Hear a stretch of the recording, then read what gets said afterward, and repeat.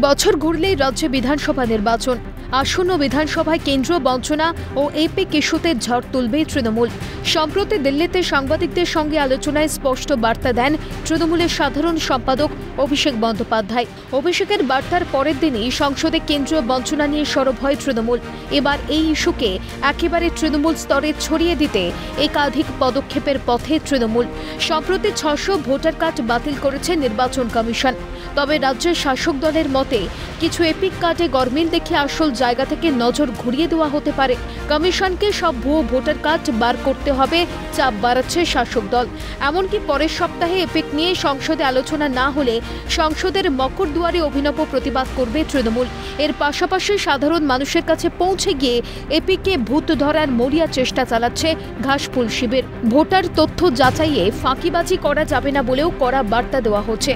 জনসংযোগ বাড়াতে তৃণমূলের মহিলা সংগঠনের নয়া কর্মসূচি। আগামী 1 এপ্রিল থেকে হবে অঞ্চলে আঁচল কর্মসূচি। রাজ্যের সব ব্লকে সভা হবে, পুরো এলাকায় হবে 5টা করে সভা। 15ই মে অবধি চলবে এই কর্মসূচি। এর পাশাপাশি আরও একটি কর্মসূচি নিয়েছে ঘাসফুল শিবির, যার নাম তোমার ঠিকানা উন্নয়নের নিশানা। 16ই মে থেকে 30শে জুন অবধি চলবে এই কর্মসূচি। দিদি মহিলাদের সাথে মহিলাদের পাশে এই প্রচারপত্র নিয়ে বুথে বুথে বিলি, বাড়ি বাড়ি প্রচারের সিদ্ধান্ত। এছাড়া 15ই এপ্রিল মহিলা সংগঠন গিরিশ পার্ক থেকে জোড়াসাঁকো ঠাকুরবাড়ি অবধি মিছিল করবে তৃণমূল মহিলা সংগঠন। এর আগেও একাধিকবার মমতা বন্দ্যোপাধ্যায় সহ অভিষেক বন্দ্যোপাধ্যায়ের গলায় বঞ্চনার সুর শোনা গিয়েছে। টাকা পয়সা অনেকটাই বন্ধ করে দেওয়া হয়েছে আমাদের। 1,75,000 কোটি টাকার উপর আমরা পাই আমাদের পাওনা টাকা। আর আমরা নতুন করে ট্যাক্স তুলতে পারি না, কারণ এখন একটাই ট্যাক্স, জিএসটি ট্যাক্স। এই ট্যাক্সটা তুলে সেন্ট্রাল আমাদের যেটা ভাগ দেওয়ার কথা সেটা কিন্তু আমাদের ভাগ দেয় না।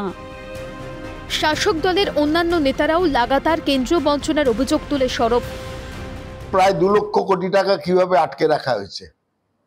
রাজ্য সরকারের বিরুদ্ধে অভিযোগের আগে তারা স্পষ্টকরণ করুন, স্পষ্ট করে বলুন যে তারা 100 দিনের টাকা আটকাননি, আবাস যোজনার টাকা আটকাননি, তারা আমফানের ক্ষতিগ্রস্তদের যে টাকা দেওয়ার কথা কেন্দ্রীয় সরকার ঘোষণা করেছিলেন সেই টাকা দেননি।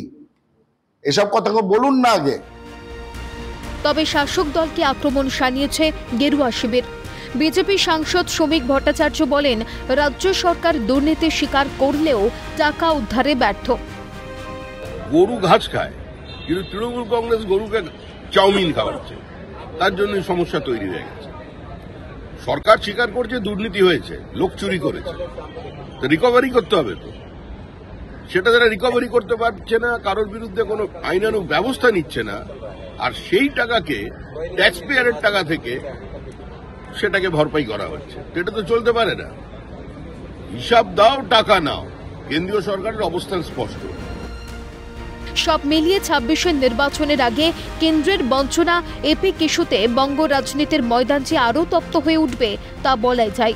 তবে প্রশ্ন, কর্মসংস্থান, নারী নিরাপত্তার সুব্যবস্থা করবে কে? কঠিন এই প্রশ্নটাই তো ভাবাচ্ছে রাজ্যবাসীকে। ক্যালকাটা নিউজ।